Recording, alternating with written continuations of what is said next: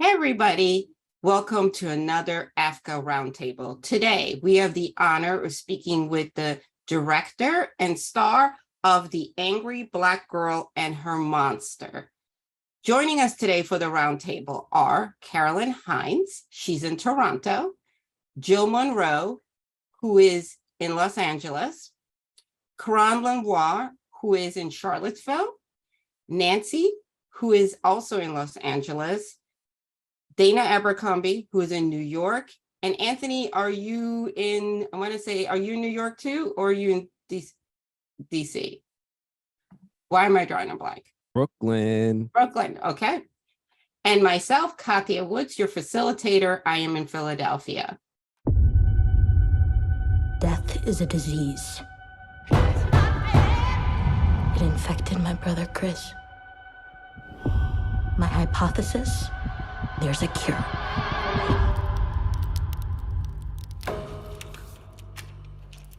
Your daughter has a very disturbing obsession.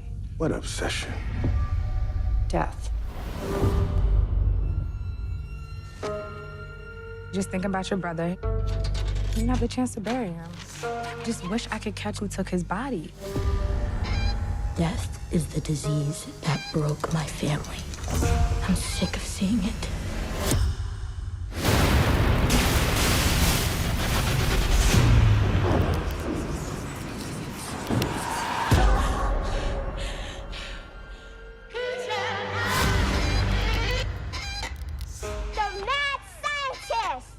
What Jada be running around here calling you some type of mad scientist?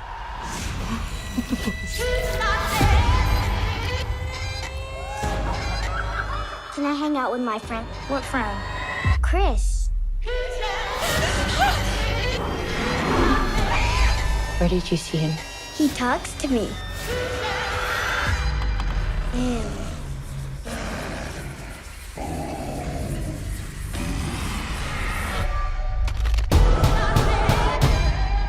He's here.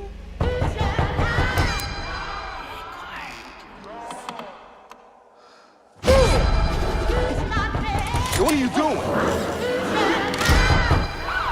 I didn't mean for this to happen.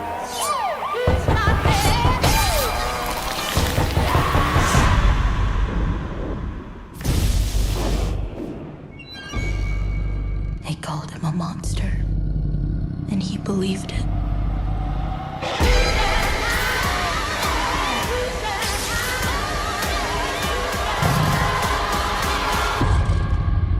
Death is a disease.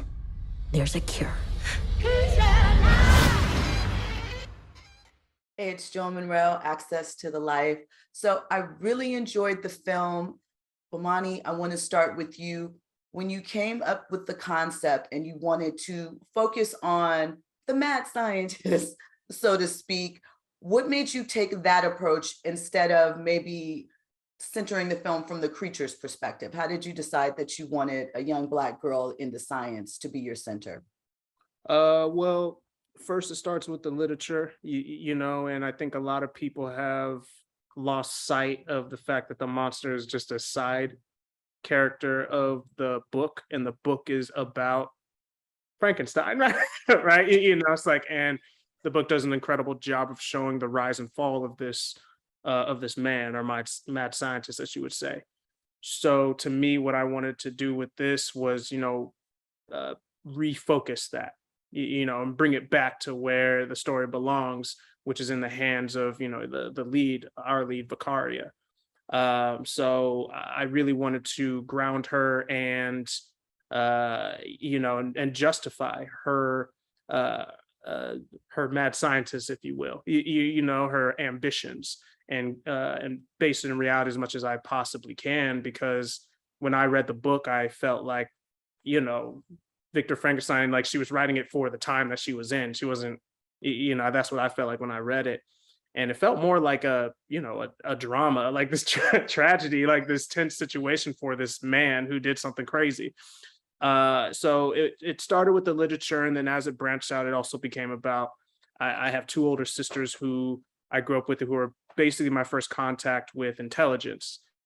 because, when you're young, you don't want to listen to anything your parents got to say. So they're not going to sound smart to you. But, older sisters who are close enough in age for you to get along with them, but far enough away for you to respect their intelligence and what they're, impressing on you. That's, the household that I was in. So they were my muse. Shout to my sisters. Hi, Karen. Here's what happened in Karen and Todd's podcast. And this question is for both Leah and Bomani. I really enjoyed this film. I had to sit with it after I watched it, because I'll be honest, I wasn't sure like which emotions or I wanted to feel or what I thought about everything that happened. But something that's been sticking with me is the concept of the monster. And like, as you were saying, everyone always correlates Frankenstein's monster with the monster. They don't really remember that the story is about Frankenstein himself. And this story, for me, this monster isn't the brother that's brought back. The monster that's haunting her is her anger, her fear, her grief. All of these emotions that she's feeling, all these dark emotions, are the true monster and the true villain of this story. So I want both of you to talk about exploring the concept of the monster and all of these dark emotions through not only just the main character, Vicaria, but also her father and this little girl. Kids creep me out, and that little girl had me creeped out. She was like, I was side-eyeing her the entire time. But she's a bit of a little bird. She has her own sense of her own monster she's dealing with. So, Bomani, I want you to answer creating the story of this monster yourself first, and then for Leah, as the actress playing Vicaria, like all of these speak about processing all of these dark emotions and having to deal with Vicaria's own personal demons and monsters, as we say. So, Bomani, you first. Y'all hitting hard. I like it.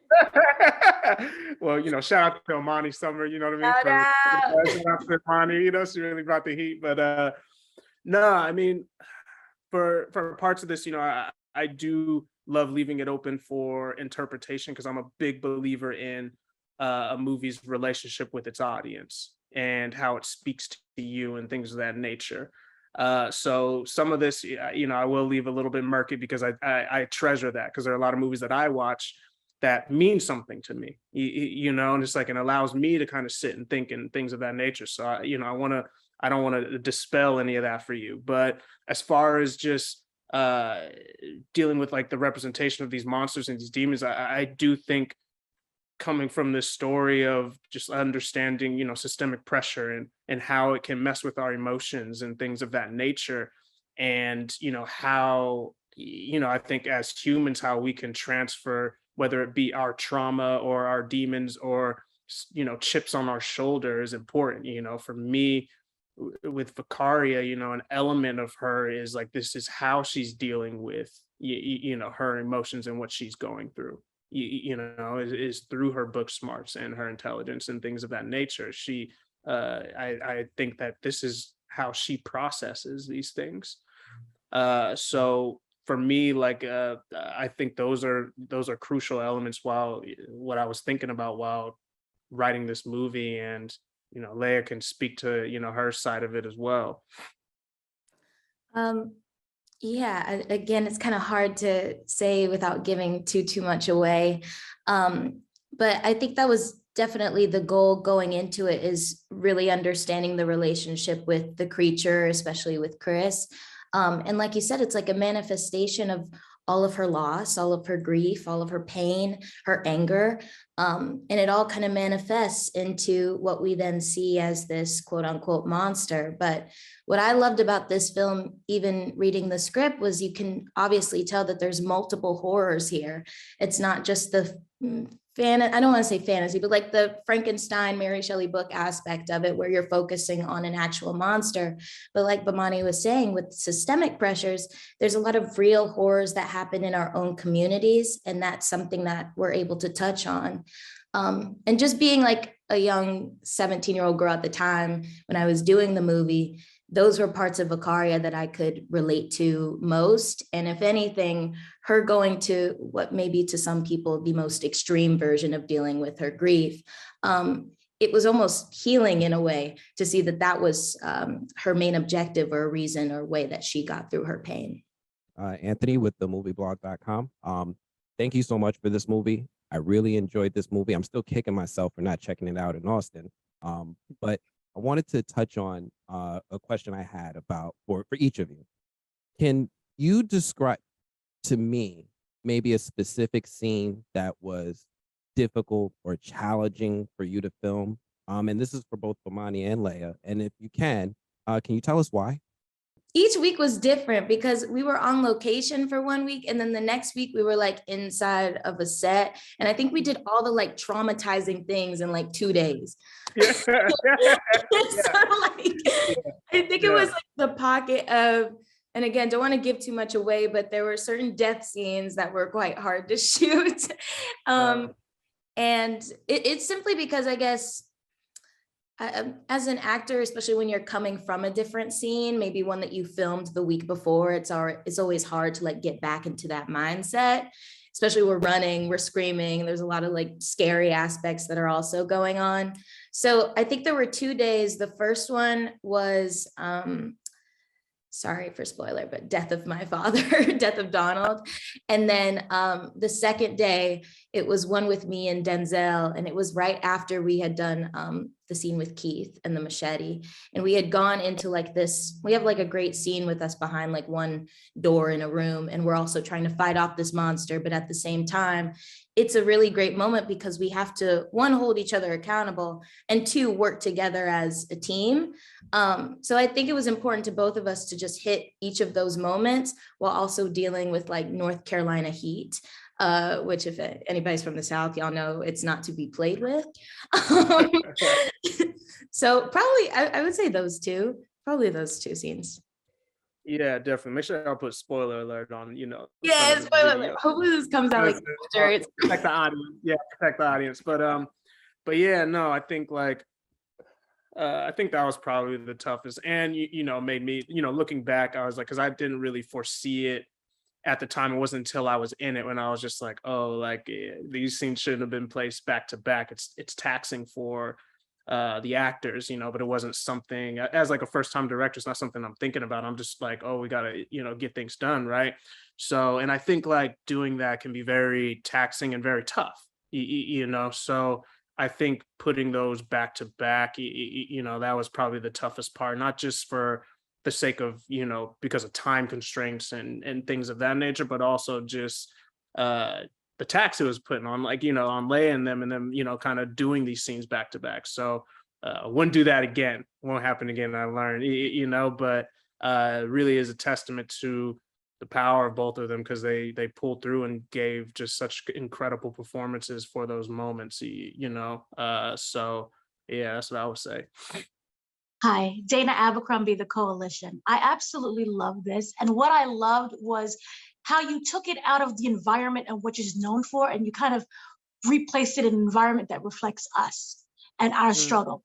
And so I wanted to know from both of you, when developing this, how did the environment shape the kind of the preconceptions of not just the monster, but the characters and how they see the world? So especially for Vicaria, because you're exploring both worlds. When she goes to school, she's kind of teased, she goes to that fight school, but then she comes back to home.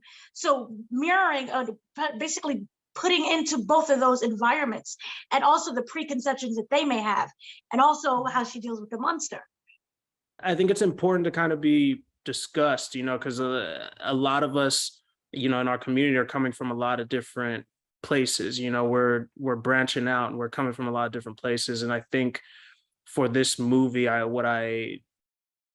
of the things I wanted was not only showing just like a tight-knit, how tight-knit our community can be, but also just showing that it's just like we exist in other spaces, but we always come back to our own communities, so it was definitely important for me to showcase that, and also how we operate and how it affects our mentality, you know what I mean? I think we have all kind of been around someone or seen someone who's like, man, you into that white shit or what, you know, whatever it might be, or it's like, you know, you fucking with them white people too much or whatever. Like, that's just, you know, it's an element of the culture, you know, love it or hate it, you know. It's just like, I feel like we've all kind of been around or experienced something like that. So to me, it was really just trying to connect as much to us as possible and make it as personal as I possibly can, you know, and find the humanity in everything, you know.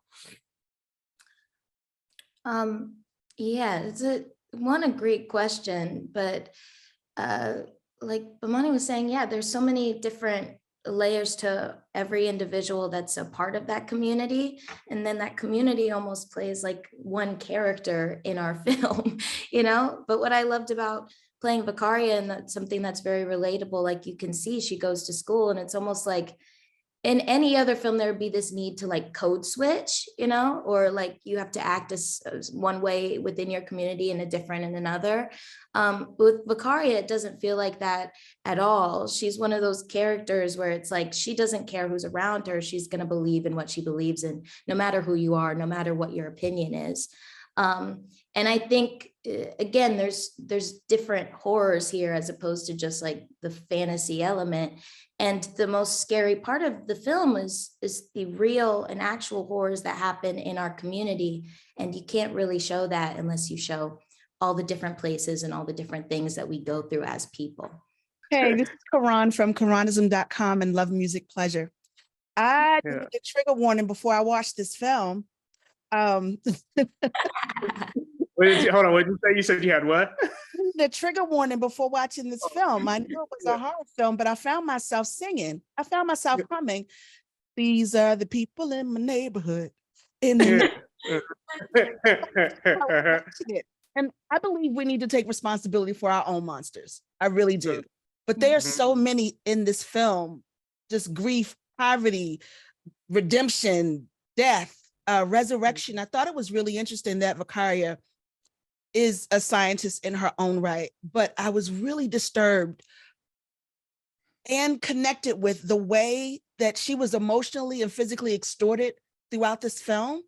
That was a difficult part for me. What went into your decisions to make those choices for her, having to make those kinds of adult decisions to take care of herself and her family? When you say extorted, can you elaborate a little bit on that? Well, without giving it away. Sure, yeah. When her father's predicament left the room open for someone to exploit her. Sure. The person who was feeding him. So when I talk about the emotional extortion, she wasn't able to be a no. She could say no, but she couldn't be a no because she was met with violence when she did. What were the decisions about those choices? Well, you know, speaking of that character, I think everyone has as humans, like I think we all have a button, you know, whether we recognize it or not.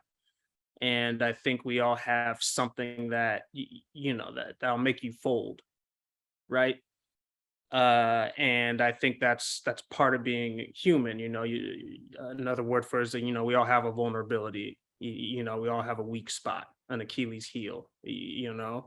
So to me, you know, an exercise in humanity is a part of, there are people who will take advantage of that, you know, and I think that's a villainy, right? Like that's, you know, I don't see that as like a bright side of humanity, whether it's manipulation or whatever it might be.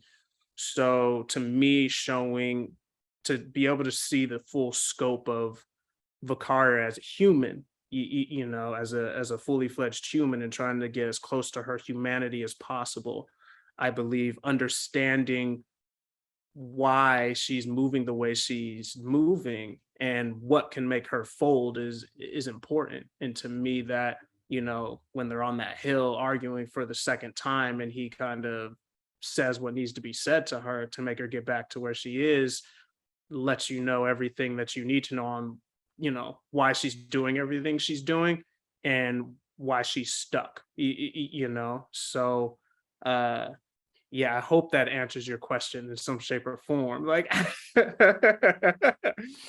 It does. That was a really bold choices that were made. We don't often see young women portrayed in film that are forced to grow in a different way, are forced to care for themselves in a different way, and still walk in their own defined power. So I really appreciate that. Thank you so much. Hi, I'm Nancy Green with Film Critique. Hi. And I gotta say, at a certain point, I was really into the film, and at a certain point, I almost cussed the whole film out. I got so upset. I was like, what is happening here? And then it came back, and I was like, okay. And so like I really enjoyed it. And I wanted to know if you could talk about the choices, why you decided to go a certain way with Chris, and then bringing it back to how it ended. If you can talk about that without giving too much away, or if there's spoilers, we'll just have like little notes, spoilers. yeah. Spoiler alert, just in case. But no, I believe I know what you're talking about, and I think like to me, I think it's important to kind of see the shades and to see the journey. I don't want to skip steps here, and I think in order to get an understanding of our, to me, the catharsis of the ending is to be, for lack of a better words, dragged through the mud, and go on this emotional ride. And like I like that you were cussing while you I like that you know what I mean. It's like I like that, it's like so, and I believe that's crucial to attempting that. I hope to tell a potent story that has some kind of emotional effect on you, to make you think about things and make you feel things. I would like for you, people, the greatest honor to me for movies that I love is to walk in expecting something and leave with more than what I bargained for. I think there's nothing better than that for a movie, So to me, it's just like that's what I'm always trying to achieve, and give you some kind of emotional ride and some truths and some catharsis by the time you get to the end. And Leia, yes. And for you, in that role, playing that, how did you feel with that? Well, I love everything that Bomani said. I think like what's so great about the movie and about the script is it does take you on such a roller coaster of emotions, but also you get to see, like, I remember reading it for the first time and I was like, yo, what's going on? Like, what is happening? And it's like, it's so much of us, and it's just Black people and being Black in America, like you're stripped away of so much, your own humanity, your livelihood, and your family. I mean, and we get to focus on these symptoms of death in the movie that are honestly and authentically portrayed. And it deals with like hopelessness that you feel, and also at the end of the day, still having hope, whether that comes from your family or from someplace else. But it deals with both of those things, which are ultimately important. And it's something that happens in all of our communities. It's really the only way that we push through all the pain and all the heartache that we feel. At the end of the day, there's still beauty that can come out of it. So, I mean, just to be able to play with that, and for Bomani to write something so impactful, I was really just along for the ride with all of it. And it was really special because, like we were talking about, just how the filming schedule was. What I really appreciated as an actor was that on the last day, we had that last scene. And I think that was like, I think the last take was the last scene. Yeah. And it was just it was like a beautiful full circle thing where we all got to come together after having a very maybe stressful or sometimes hard shoot schedule. And then at the very end, having that hope and having that love of family that we could all leave with. So filming it was a beautiful thing. And then as you also see while watching it, I felt a beautiful way seeing it too. Nice, Yeah, nice. Thank you. yeah. And just Thank to you. Oh, go ahead. yeah, just to kind of add a little bit to her, just also, I just think our community a lot of times, like, we think that there's no W's, and I do think regardless, when stuff cracks, it's like we double down on our ideas and we keep going and we do achieve the W, in a shape or form. And I always was, while writing this, looking at stuff like, for instance, like civil rights movement. There were some dark times, but we were able to get some W's there. Black Lives Matter. It's like, there's some hard times, but it's like we were able to get some W's there. It's a journey and it's very traumatic, but we get that catharsis at the end of it, from the W's that we do win. So that's always crucial to me, so Nice, nice. yeah. Nicely Yeah. said. Thank you. Thank you both. Katya Woods with Cup of Yeah. Social and the Philadelphia Tribune. Can we talk a little bit about how we don't talk enough between parents and kids and the connection of grief? The father is processing, I think a lot of what the young woman is going through is because the father is not having an active conversation and checking in, and she therefore is using science as a way to cope. It's something that we don't do very well in our community, where we tune into our emotions of losses. I mean, I lost my father when I was really, really young, and it wasn't until I was 4, and it wasn't until I think I was a young adult that my mother and I had a conversation about what that did to us as individuals. Can you talk about that a little bit? Let's start with you, Bomani. Yeah, absolutely. And sorry about your father, but I think communication is such a crucial part to relationships and humanity, but I think sometimes we get so I don't know, bogged down with just like the complexities of life that sometimes we forget the simple things, which is just checking in on somebody. And how, if that's not done, it's like, I don't want to say things can spin out of control, but you'll go on your own variant. You know what I mean? Without checking in, without talking to somebody. So I think that, like, I think communication is very crucial, which is why that dinner table scene to me is so important, because it's finally, everybody is having their piece to say about some stuff, and get it off their chest to kind of make everybody understand where everybody is and where they stand on things, and the communication and the commitment to understand that, we're family here and we should always be able to rely on each other. So yeah, that's my 2 cents. Yeah, that dinner scene, I think, has remained very impactful even after filming it for all of us.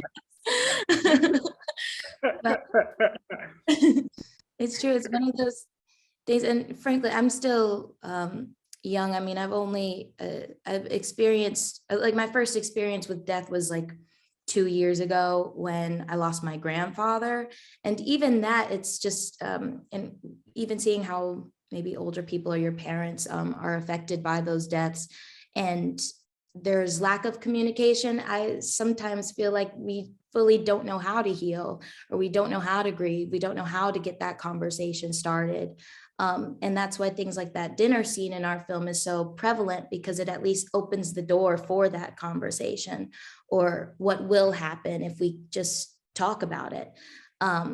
So I think it's like a beautiful moment that we've been able to take off screen now, and maybe hopefully when people look at it, they'll see, okay, well, this is how we should communicate with the ones that we love. Just wanted to ask, I've been listening to you both speak about this, and it sounds like this process of filming was deeply personal for the both of you. So I couldn't help but wonder, and this question is for both of you, how has this role changed you as an actor, as a director, as a person, if at all?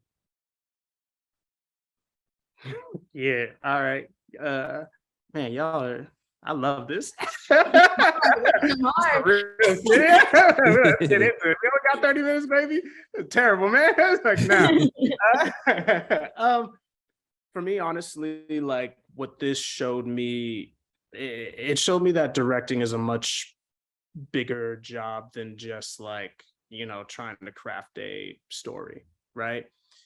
That's just one part of it, and one of the big things for me was like, it happened when at the premiere for South by Southwest, because when we walked in and like, I was sitting next to Leia and Chad was there, like this moment washed over me, like when the lights went off and the movie just started, and I was just like, oh shit, like they haven't even like seen this movie, right?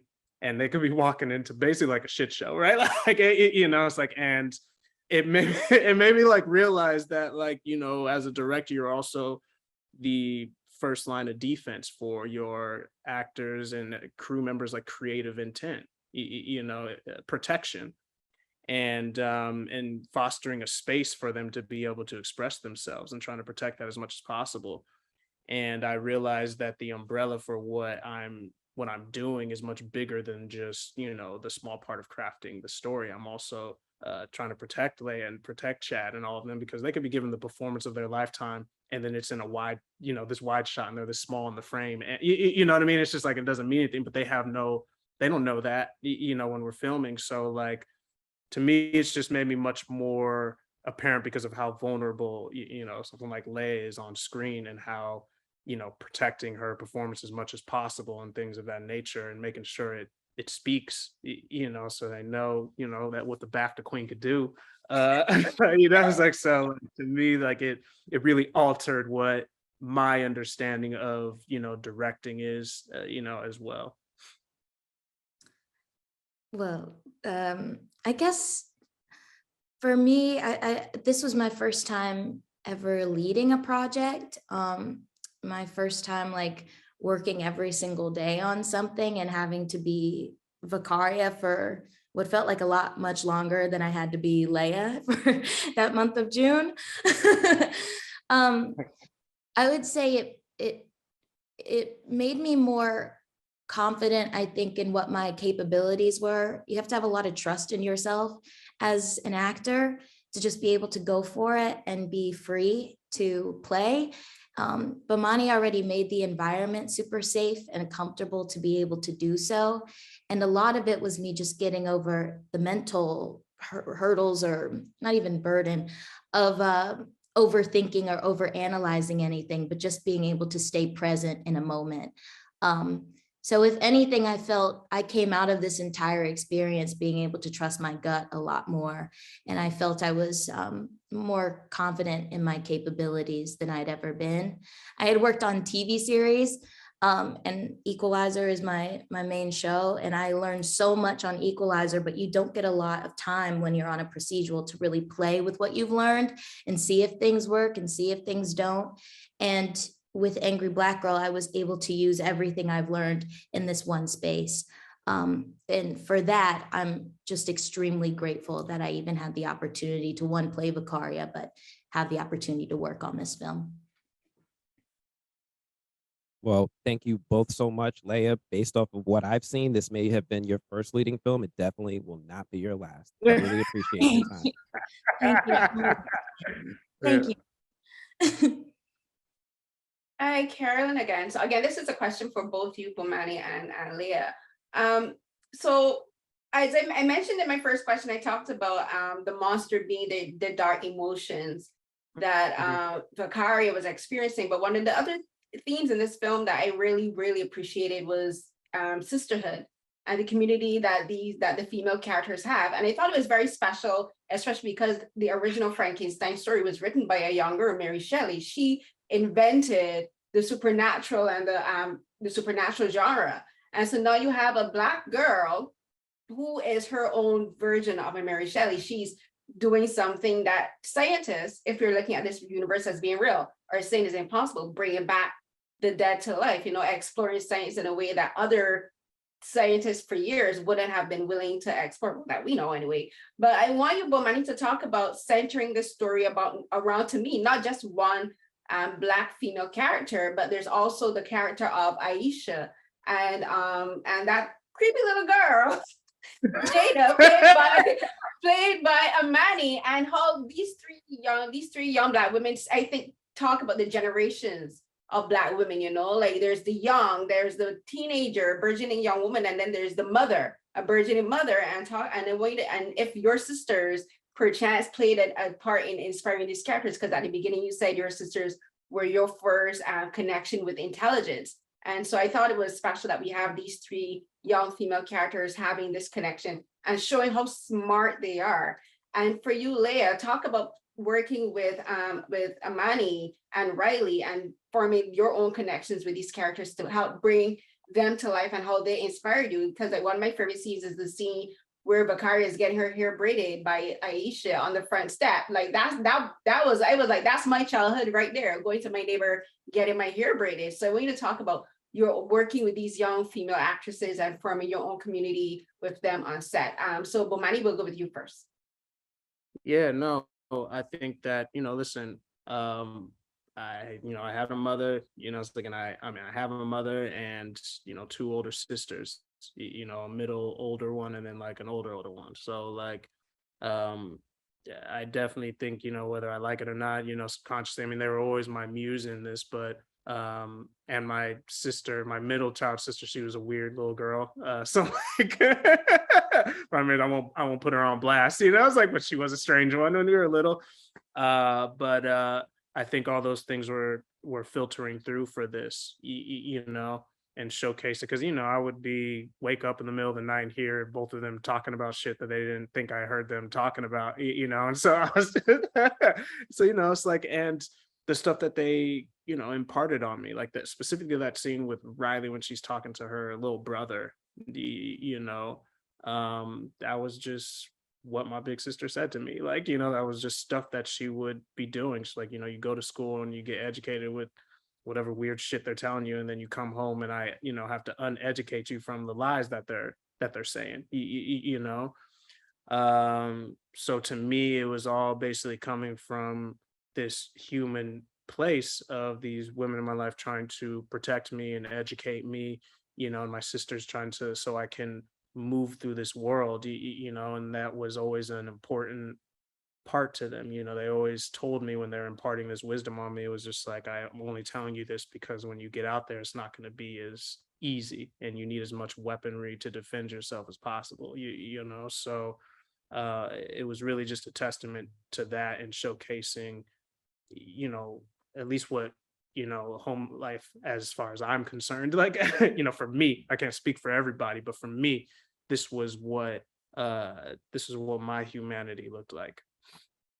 Oh, one shout out to Riley as well. Riley.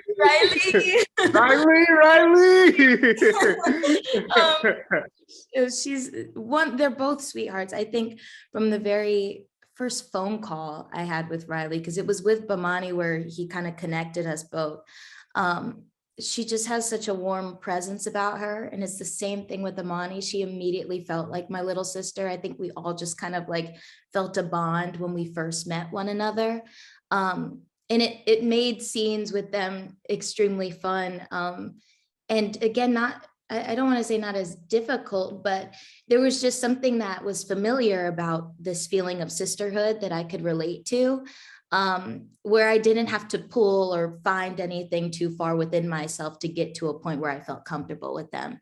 We were really lucky to get along from, I think, the first day.